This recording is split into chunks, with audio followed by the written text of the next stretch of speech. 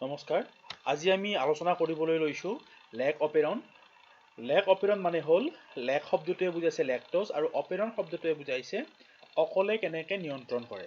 লেক্টোজে অকলে জিনৰ প্ৰকাশ ৰাখি কেনেকৈ নিয়ন্ত্ৰণ কৰে সেইটো আমি ইয়াতে পঢ়িম জিনৰ প্ৰকাশ ৰাখি মানে হল ডিএনএৰ পৰা এমআৰএনএ হোৱা এমআৰএনএৰ পৰা প্ৰটিন হোৱা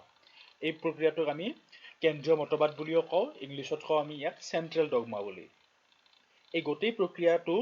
লেক্টোজে অকলে কিদৰে নিয়ন্ত্ৰণ কৰে সেই বস্তুখিনি আমি আজি আমাৰ ভিডিঅ'টোত আলোচনা কৰিম আমি ইয়াতে উদাহৰণ হিচাপে ব্যাক্টেৰিয়া এটা লৈছো হেতু হল ইকোলাই আমি ইকোলাইৰ ডিএনএৰ অংশ এটা লৈছো ইয়াতে আৰু এই ডিএনএৰ অংশটোত কেইবাটাও অংশ থাকে যেনে আমাৰ জিনৰ অংশ থাকে কেইবাটাও যেনে প্ৰথম অংশটো হল আমাৰ পি অংশটো পি জিন মানে হল প্ৰমোটাৰ তাৰ পিছত আই জিন আই মানে হল ইনহিবিটৰ জিন আমি নিৰোধক জিন বুলিও কওঁ ইয়াক তাৰ পিছত আকৌ প্ৰমোটাৰ জিন এটা থাকিব তাৰ পিছত অপাৰেটৰ জিন এটা থাকিব তাৰ পিছত আমাৰ গঠনাত্মক জিনখিনি থাকিব যিখিনি হল জেড ওয়াই আৰু এ গঠনাত্মক জিন বুলি কিয় কৈছো কাৰণ আমাৰ এই জিনখিনিৰ পৰাই কিছুমান আমাৰ পাবলগীয়া আমি প্ৰটিন এই জিনখিনিৰ পৰাই পাম এতিয়া আমি লেক্টোজৰ অনুপস্থিতিত প্ৰক্ৰিয়াটো আমি চাও লেক্টোজৰ অনুপস্থিতিত কিদৰে নিয়ন্ত্ৰণ হয় জিনখিনি প্ৰথমতে আমাৰ যেটো আই জিন থাকিব আই জিনৰ পৰা এটা এমআৰএনএৰ সৃষ্টি হ'ব আৰু এই এমআৰএনএ ডালক আমি কম নিৰোধক এমআৰএনএ বুলি এই নিৰোধক এমআৰএনএৰ পৰা এটা প্ৰটিন সৃষ্টি হ'ব হেতু হ'ব নিৰোধক প্ৰটিন এতিয়া এই নিৰোধক প্ৰটিনটোৱে আমাৰ যেটো অপাৰেটৰ অংশৰ লগত লগ লাগিব লগ লগাৰ ফলত কি হ'ব যেটো আৰএনএ পলিমাৰেজ এনজাইম আমাৰ ৰৈ আছিল প্ৰমোটাৰ ৰিজনত বা প্ৰমোটাৰ অংশত সেই আৰএনএ পলিমাৰেজটো আৰু আগবাঢ়িব নোৱাৰে আমাৰ গঠনাত্মক জিনলৈকে যাৰ ফলত আমাৰ কোনো ধৰণৰ আমি প্ৰটিন নাপাওঁ আমি ডিএনএৰ পৰা কোনো ধৰণৰ প্ৰটিন নাপাওঁ গতিকে এই প্ৰক্ৰিয়াটো আমাৰ ইমানতে বন্ধ হৈ গ'ল আমি কি পালো এই লেক্টোজৰ অনুপস্থিতিত প্ৰথমতে আমাৰ যেটো আই জিন আছিল আই জিনৰ পৰা আমি এডাল নিৰোধক এমআৰএনএ পাইছো এমআৰএনএৰ পৰা আমি এটা প্ৰটিন পাইছো প্ৰটিনটোৰ নাম হল নিৰোধক প্ৰটিন এই নিৰোধক প্ৰটিনটোৱে অপাৰেটৰ অংশৰ লগত লগ লাগিব লগ লগাৰ ফলত আমাৰ আৰএনএ পলিমাৰেজ যেটো এনজাইম সেই এনজাইমটো আকৌ আগবাঢ়ি যাব নোৱাৰিব আগবাঢ়ি যাব নোৱাৰাৰ ফলত আমাৰ ইয়াৰ কোনো ধৰণৰ আমি প্ৰটিন নাপাওঁ এতিয়া আমি লেক্টোজৰ উপস্থিতিত চাম আকৌ নিচিনা আই জিনৰ পৰা এটা নিৰোধক এমআৰএনএ ওলাব তাৰ পিছত আকৌ এটা প্ৰটিন ওলাব হেতু হল নিৰোধক প্ৰটিন এতিয়া যেহেতু আমাৰ ইয়াত লেক্টোজ উপস্থিত গতিকে আবিষ্টকাৰক হিচাপে ইয়াতে লেক্টোজ লগ লাগিব আমাৰ নিৰোধক প্ৰটিনৰ লগত লগ লগাৰ ফলত আমাৰ নিৰোধক প্ৰটিনৰ গঠনৰ পৰিৱৰ্তন হ'ব গঠনাত্মক পৰিৱৰ্তন কিছুমান হ'ব হোৱাৰ ফলত এই যেটো আমাৰ যেটো নিৰোধক আছিল নিৰোধকটোৱে অপাৰেটৰৰ লগত লগ লাগিব নোৱাৰে ফলত যেটো আৰএনএ পলিমাৰেজ আমাৰ প্ৰমোটাৰৰ লগত লগ লাগি আছে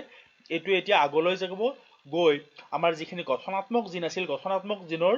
লিপান্তৰ প্ৰক্ৰিয়াটো কৰিব ফলত আমাৰ এডাল লেক এমআৰএনএৰ সৃষ্টি হ'ব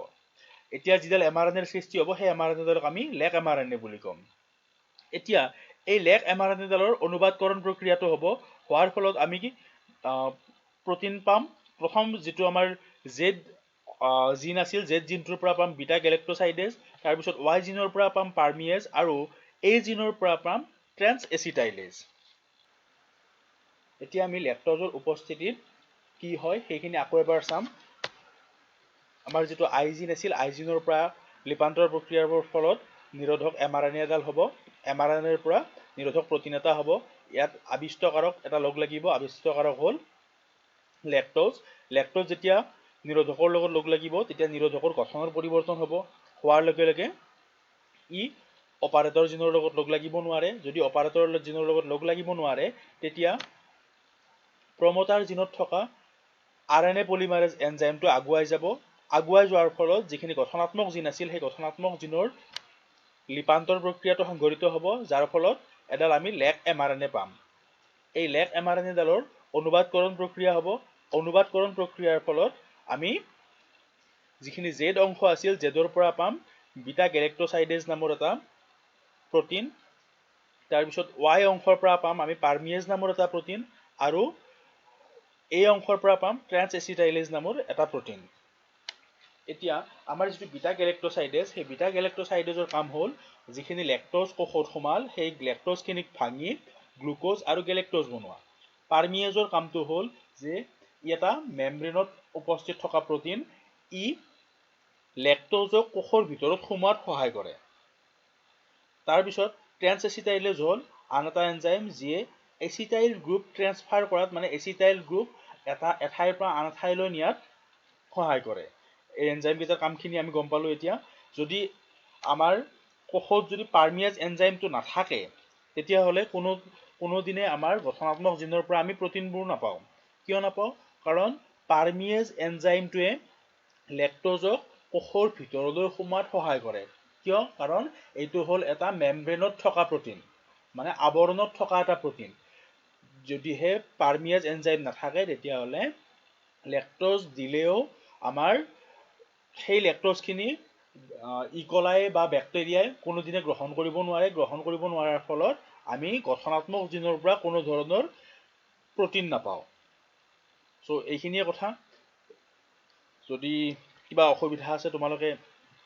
কমেন্ট কৰিবা